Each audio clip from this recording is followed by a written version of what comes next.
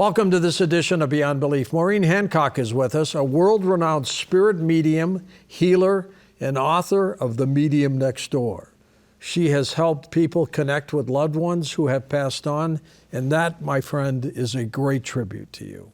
Thank you so much, and thank you for having me. I'm so excited. How are you? I'm doing great. How about yourself? Good. How did you become a medium? So as a child, I had lead paint poisoning back in the day when everything was lead paint based. That's right. I chewed on the windowsills, one of 9, family in Boston. What were you doing chewing on windowsills? Oof. So, 9 kids. Not very appetizing. No, and they did taste like Necco wafers though, so very sugary, honest to God.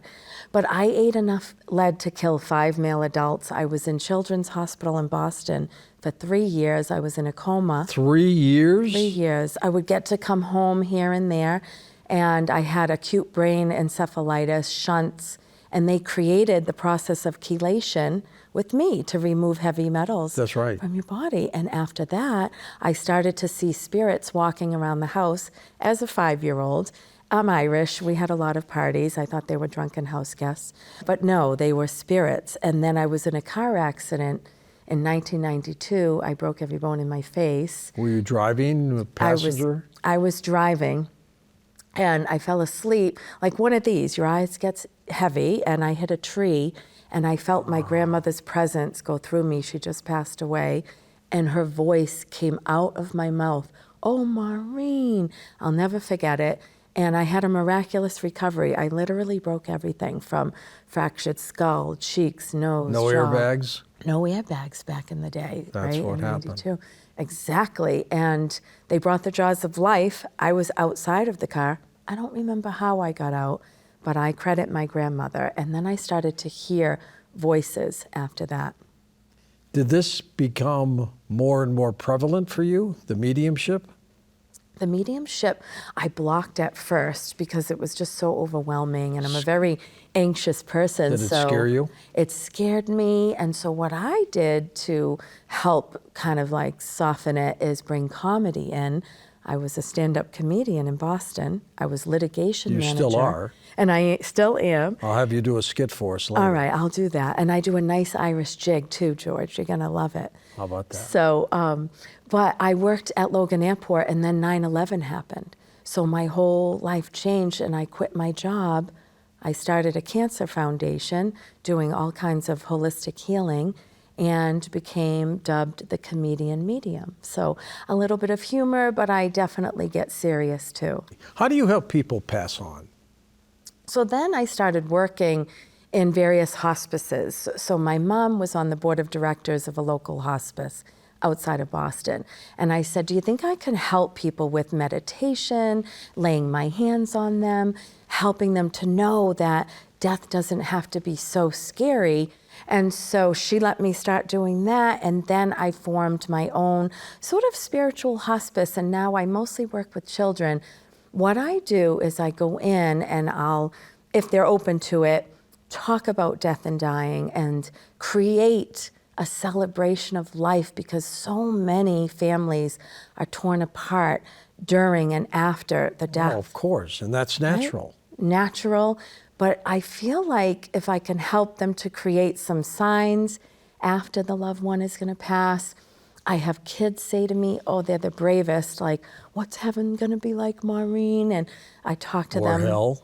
Well, these are children, George, so Okay. I'm going to go All light, keep it heavenly. But you're right, with adults, they might confess or talk about, what's it going to be like? And I say there's different layers depending on how you right. lived your life. And we'll talk about it, and we'll go deep if they want to. We'll do light or fair, and I'll do meditation. I teach the family how to lay their hands on them, because when somebody's getting ready to come out of the physical body, sometimes that can be painful. And I want to help them to understand how they can help their loved one release. Do you deal with those who are about to die to try to teach them how to come back and Yes. connect with us? Yes. Quite often, they'll say to me, I'm so afraid, and I'm afraid it's going to be lights out darkness. How do I let them know that I'm okay when I get there? And so I teach them how to lower their vibration, because when we come out of the physical body, the vibration is so high, it's like, whew.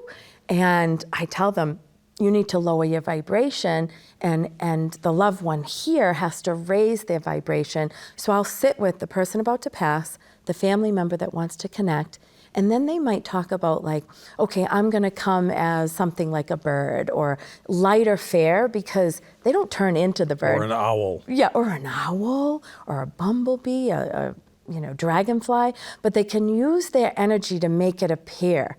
The same that way they can make a dog see them, right? A dog will be like, oh my God, that's my loved one, I or want a to cat. come back as a scorpion. You do? Yes. Just to snap you just to and snap bite you. people.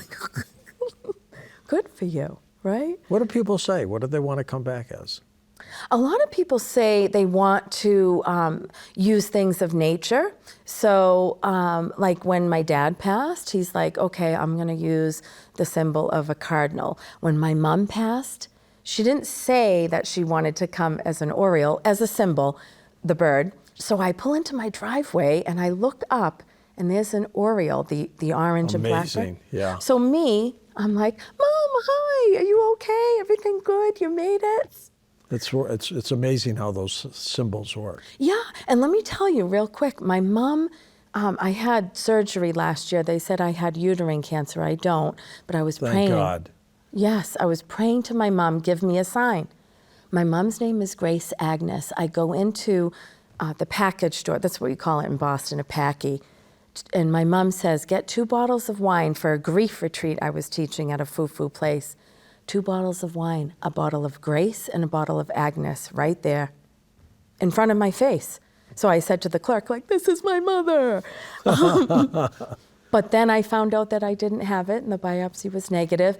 But how great is that, George, that my mother showed up with her name and I knew she was with me. And now I have dreams every day of my mom. What are Postcards from Heaven? So Postcards from Heaven is the name of my live event. So I present to hundreds of people during the week and on the weekends at theaters and hotels and whatnot. And it's called Postcards from Heaven because I stop at different folks and say, this woman right here in the 3rd row, your mother Barbara's here. She was 62. She had a heart attack. You're one of 5. You don't talk to your brother in Florida, things like that. So I read a lot of people in a live event. Unlike a lot of mediums, I am the Walmart of mediums. So I'm the greeter and I'm giving them out like postcards. Let's look at some highlights, Maureen, from your events. Your son, I just heard, I passed unexpectedly, so I got a fast feeling. And he does try to visit you a lot, and he's telling you, don't be afraid. He's telling me that he's much funnier and better looking than you. So, no, that's not even a joke. No, correct, right? Correct. Because he's telling me he knows how to ride a motorcycle. He's not an idiot. He didn't take chances. He was like slow, bad grandpa. I'm not sure if it was you that was trying to reach him not too long before, reaching out or trying to connect, by the phone or something. Does that make sense? Yeah. Okay. So I'm supposed to say that to you because he is, when I can't breathe, it's really serious, but he is like, stop beating yourself up. You couldn't have saved me. I know, but he is, I'm not gone. I don't feel gone. And I do see him going around a corner, by the way. That's exactly how it happened. That's how it happened. Because we would ride, she just had gotten her license, he was always in front, she was in the middle. Papa Bear, the daughter, and Mama Bear, and we all rode together, and there's just... Because he knew what he was doing. I'm just unsettled at night. Yeah. I don't sleep at night because But I have the vision of his accident happening in my head. He's okay, though. He's like, if you keep going back to that, then we can't go forward. I also want to bring up at this table Helen, or Ellen. My name is Ellen. Ellen. Oh, that's your daughter's name? Okay, sorry. I'm sorry. Ellen, your daughter. He wants to acknowledge you. Wow, and thanking you for getting Mom here. This almost didn't happen. So he's excited, right? And your dad is acknowledging everything that you do. For everybody, because you have the weight of the world on your shoulders. He just said, you did everything for me. You have to know that. And your husband is passed, right? Okay. Of course he was there to greet him. Of course your mother was there to greet him. But they are together and they are okay. and they're fishing or they have a boat. Oh my God. So what's that about? You're like, yeah, go away. Okay. It was the favorite thing they did together. The favorite thing they did together. This gets to be emotional, Maureen, for a lot of people. I mean, I noticed half of them were crying. And that's why I use the lightness, because of, raising the energy. But sometimes I cry all the way home because I can feel it, and I wish I could reach everybody to tell them that there is no death, that we don't die, that, this is the least vehicle, and they're stepping out, and to teach folks how to be their own medium. That's really important for my work, that we all have this, to see, feel, hear, and sense. But I'm trying to relight the spiritual pilot in the world.